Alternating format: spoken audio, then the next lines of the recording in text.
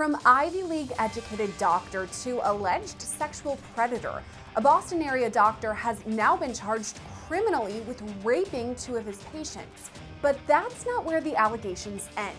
More than 200 other women have also come forward, saying he performed intimate exams on them that were absolutely unnecessary. The doctor in question is this guy, 51-year-old Derrick Todd, a married father of two who practiced in and around Boston for more than a decade. Todd's specialty was rheumatology, meaning he focused mainly on muscles, joints, and bones. Common things rheumatologists deal with are arthritis or inflammatory or autoimmune issues, so major focus on the bones. And yet dozens of women say Todd performed pelvic, breast, and rectal exams on them. Others say Todd coerced them into becoming their primary care doctor, even though that wasn't his specialty. All of this came to light in October 2023, when more than 120 women filed civil suit against Todd. To date, 228 former patients have come forward with sexual assault allegations. But in the original court documents, the woman alleged Todd, quote, breached his duty of care when he performed inappropriate bodily examinations, practiced gynecological medicine in an unauthorized manner, and sexually assaulted patients under the auspice of providing medical care. These alleged sexual assaults have been ongoing since about 2010. Accusers range in age from teenagers to women in their 60s, all who point to the same pattern of Todd abusing his position as a doctor. Victims in the civil case say Todd tricked or coerced them into allowing these unnecessary procedures or exams. When all this news broke back in 2023, Todd was investigated by the Board of Registration in Medicine and Brigham and Women's Hospital in Boston. During this time, the chief medical officer released a statement reading, quote, "We deeply regret the harm Dr. Todd's actions has caused our patients and their families. We take our duty to care for our patients and keep them safe extremely seriously. We have and always will act decisively on any allegations of misconduct, as we did in this case." By fall of 2023, Todd voluntarily agreed to stop practicing medicine as the investigations continued. When the hospital board moved to fire Todd, he voluntarily resigned instead. Even still, no charges were brought in those Boston cases. And here's where Massachusetts law comes into play. We'll dig a bit deeper into all of this with our interview, but here are the basics. Up until November of 2024, a law in Massachusetts stated Todd could not be charged criminally because the women allowed these procedures. It was basically this big loophole.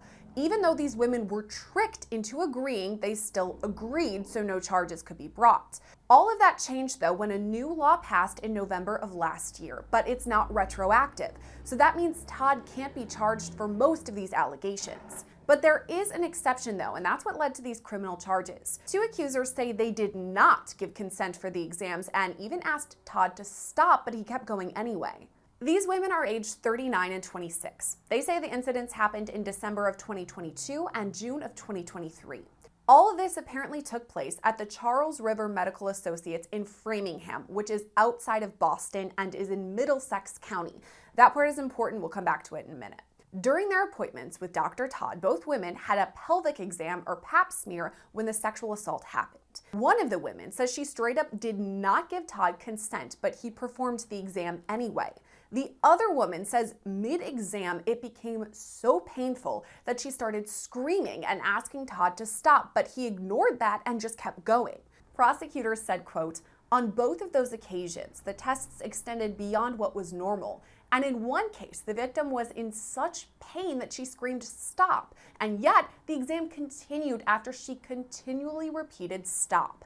On another occasion, the victim stated she did not wish for this type of exam, and then it proceeded and happened anyway, and during it, she reiterated a lack of consent during the exam." Just this month, Todd was indicted by a Middlesex County grand jury, and he's now charged with 2 counts of rape. So because of that loophole law, charges have not been brought in Boston, but officials there say there is an open investigation. There's another open investigation in Middlesex County where he's already charged. Now, when news of these charges came down, Todd turned himself over to police, and in court this month he pleaded not guilty to the charges and has since been released on $10,000 bond. All right, this is another disturbing case we've got today, but let's dig a little bit deeper with civil sex abuse attorney and former prosecutor John Clune. And John, to me, right away, when I'm reading the details of this story, I'm thinking Larry Nasser. That's what this reminds me of. What are you thinking when you're learning the details of this case? Yeah, it certainly has some of the same earmarks of NASA, the pelvic floor exams, kind of more invasive procedures that just the average patient might not know whether or not this is a legitimate procedure or not. And I think what's tricky about all of this is when most of us are patients going to the doctor, we're not doctors. So we didn't go to medical school. And if a doctor were to tell me, I think that this is appropriate for your condition, I would probably say, okay, you know better than I do. I mean, does that make things even more tricky for these patients? Yeah, it sure does. And I mean, that's how Larry Nasser was able to get away with things for so long is that you don't know. I mean, you have to have you have this trusted relationship with your doctor. You know, the doctor tells a guy to, turn their head and cough. You presume that's for a hernia exam, but you don't know. You have to have some faith that the doctor knows what they're doing, and that's how somebody in this kind of position can get away with so many different offenses. And we saw in Nasser, and it appears to be the case here with Mr. Todd, Dr. Todd. And I think similarly, when there are legitimate procedures for women, if you're having a breast exam or a vaginal exam, they are uncomfortable no matter what. You are very vulnerable, and sometimes they are very painful at times. So, that is like a legitimate thing that really does happen. So, it's tough for these women to know whether it's legitimate or this guy is being extra creepy and invading their personal space. Yeah, absolutely. And I think one of the scary things is, this kind of thing, you can picture this happening to literally anybody. I mean, you're in an exam, like you said, these can be very uncomfortable exams, they can be invasive exams. And the patient is probably sitting there the whole time thinking like, do I say something? Do I not say something? I don't want to overreact. I don't want to be that patient that just isn't, following the program. Maybe I should say something. I mean, I can picture like a tortured, 15 to 20 minutes of somebody trying to decide what do I do with this, and then you just leave feeling, very unsettled, but not even knowing if you should say anything at that point. There's another case that this one reminds me of too, actually. Shockingly, is the P. Diddy case, and I'll tell you why. Because there were civil allegations first in lawsuits, and then 6 months later, a year later, we have these charges that are federal and criminal. In this case, there were all of these civil suits. I think about 200 people have come forward and alleged sexual assault civilly. And then now we have a couple of criminal charges. So I'm wondering what you think. Do you think the civil charges paved the way for the criminal investigation? I think they certainly can. It's hard to say for sure in this case, but I think we're seeing more civil cases. And when you see a civil case with whatever 180 victims come forward, and then you have a criminal report made to a law enforcement officer, and they see the civil lawsuit of the 180 victims, you've already kind of got in your head that okay, this happened. Like how can we prove this case? Because there's no way that 182 women who don't know each other and are saying the same thing are all wrong. So it definitely can become motivational for both the law enforcement investigator as well as the prosecutor. You're right. There's an overwhelming number of women who have come forward with these allegations. So definitely it needs to be considered at the very least. But we have all of those lawsuits that those women are bringing forward. And there are only two women who are involved in the criminal charges, two allegations of rape between 2023 and 2024. I'm wondering about that. Why are there only two charges criminally versus all the dozens, more than 100 women who have made these allegations?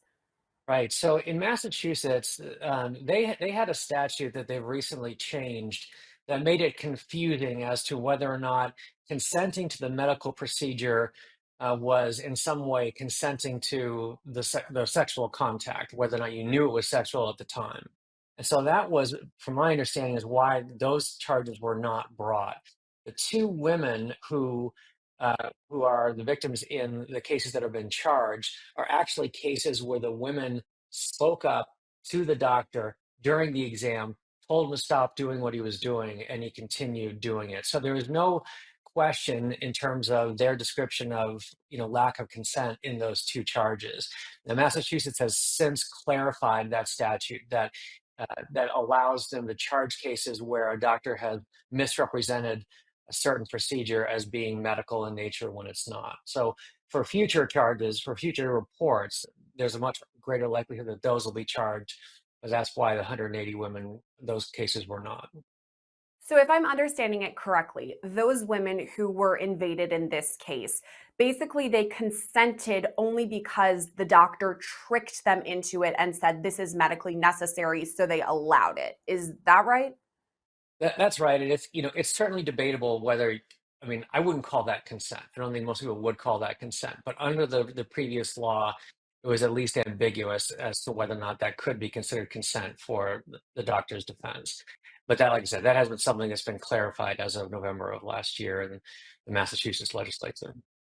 I'm glad we've updated that law here in Massachusetts. That's where I am right now because that's super important. And I'm glad you pointed that out too. I don't think that that was them giving consent at all. Honestly, if a doctor told me this is medically necessary, I'm sure I would go along with it. They have the medical degree, I don't.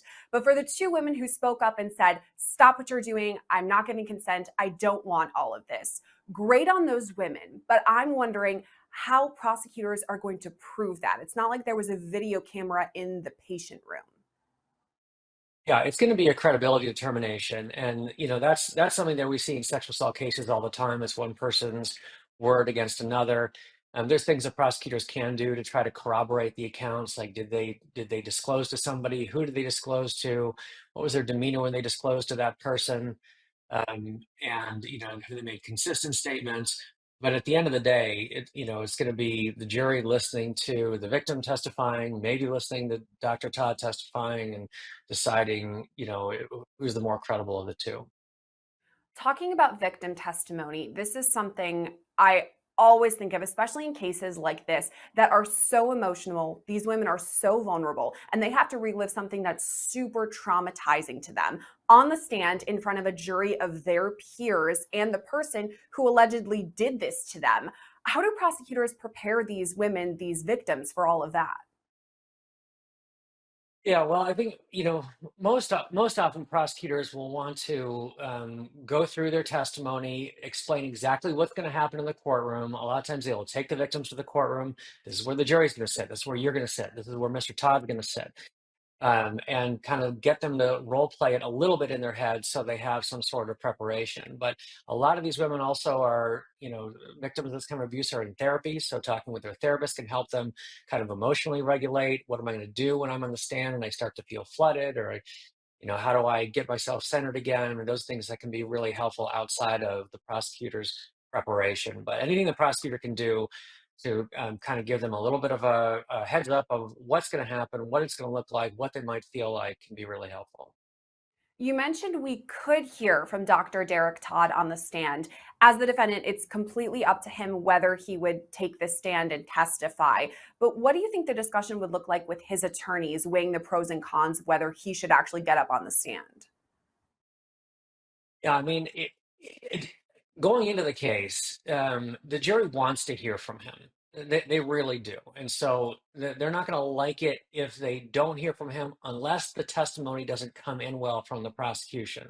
So a lot of times the criminal defense attorney will want to sit through, they might prepare them to testify and go through what their testimony, the questions and answers and that sort of thing, so they're ready, but then see how the case unfolds. Sometimes with a prosecutor, you call your witnesses and everything just goes better than planned. You couldn't imagine things going so well. And other times it's the exact opposite, and witnesses are inconsistent with one another, even though they were previously consistent with one another. And it doesn't go great. And a lot of times the defense attorney is sitting back saying, I want to see how this lays out before I give, my final piece of advice to the client who ultimately has to make that decision of whether or not to testify. That's something we'll have to wait around to see what they're going to do. And as you said, they could even be down to the wire deciding if and when this does come time for jury trial. I'm also wondering about preparation for both sides, particularly the prosecution, because it does seem like they have a large amount of evidence just given the number of women who have come forward with these allegations. But also, what we've talked about too is this is kind of difficult to prove in that there's no audio recording. There may not be any sort of medical reports indicating all of this. Like it could make things a little bit tricky, but I'm wondering if they would go back to the timeline because according to some of these women who've come forward, these allegations date back to 2010. And even in 2023 or 2024, one of the recent years, a hospital investigated this doctor and he eventually left and he no longer practices medicine. Are these things that the prosecutors are also going to dig really deep into? Yeah, absolutely. And your question raises a huge issue that's going to be litigated in the case is who is going to get to testify. The defense is going to fight hard to not allow, the 180 women to testify. The prosecution is going to try to use, I shouldn't say as much as they can. There's a limit to how many, women you want to put in front of the jury, but they might handpick, six or seven or eight, women who have, particularly compelling reports and stories and use those as kind of what we call prior bad acts evidence in the case. But that's going to be a huge issue in front of the judge to litigate of exactly who is going to get to testify in regards to these prior victims. Okay, the prior bad acts. I'm glad that you brought that up. I'm wondering how it factors into this case because I know I didn't practice law or study law at all. So I want you to clarify this for me. I know in some cases, yes, they do bring in prior bad acts, and in others they don't. In this case, potentially some of the other women who have the allegations could testify. Can you explain that to me? Yeah. So, one of the things that is, I mean, it's incredibly compelling evidence, right? I mean, if you're a juror and you don't know whether it happened or didn't happen, and then you hear from five other women that say the exact same thing that don't know the women who are at issue in the case, it's incredibly compelling. And that's why the courts have to be really careful about why they're admitting it and if they're going to admit it. So, one thing that you can't do is admit it for the purpose of showing propensity. He did it these times before, so you can consider that to decide whether he did it on these occasions that he's actually charged with. That's something you absolutely cannot do. So there's limited reasons why you can use it. One, if there's an MO, a modus operandi, a particular fingerprint of how the offender commits the acts. You can use it to show intent. You can use it to show a plan, opportunity. There's those limited reasons why a court can allow it, as long as they're not allowing it for the propensity to show that we did it before, so that means he did it again.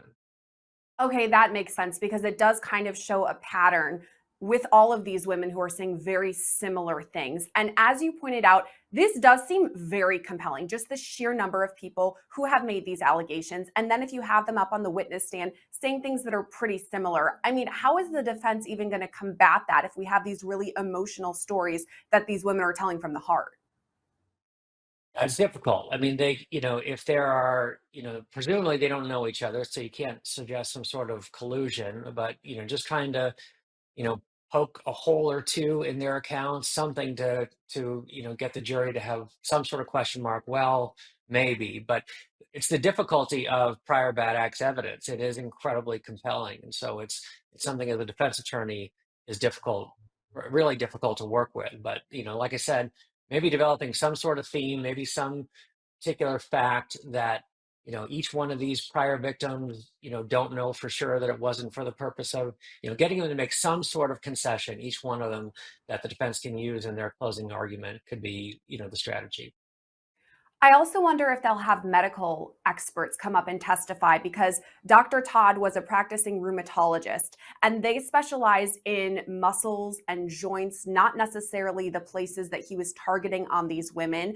Do you think that they would maybe perhaps call another rheumatologist and explain, hey, what do you do day to day? Are these exams necessary? I think it's very possible that both sides call experts to offer differing accounts of those sorts of things, and it may be either the defense is going to call somebody who may not be as credentialed as the prosecution's witness, or they're very credentialed, but there's going to be limits to what they're going to be able to say, because the prosecution is probably going to have their pick of very, very good, well credentialed experts that are going to say this is not the treatment that you give, or this is not the physical act that goes with this treatment. Very upsetting allegations here in this case. John Clune, thanks for coming on and breaking them down for us. Good to see you. Derrick Todd is due back in court on February 11th. Reporting for Law&Crime, I'm Sierra Gillespie.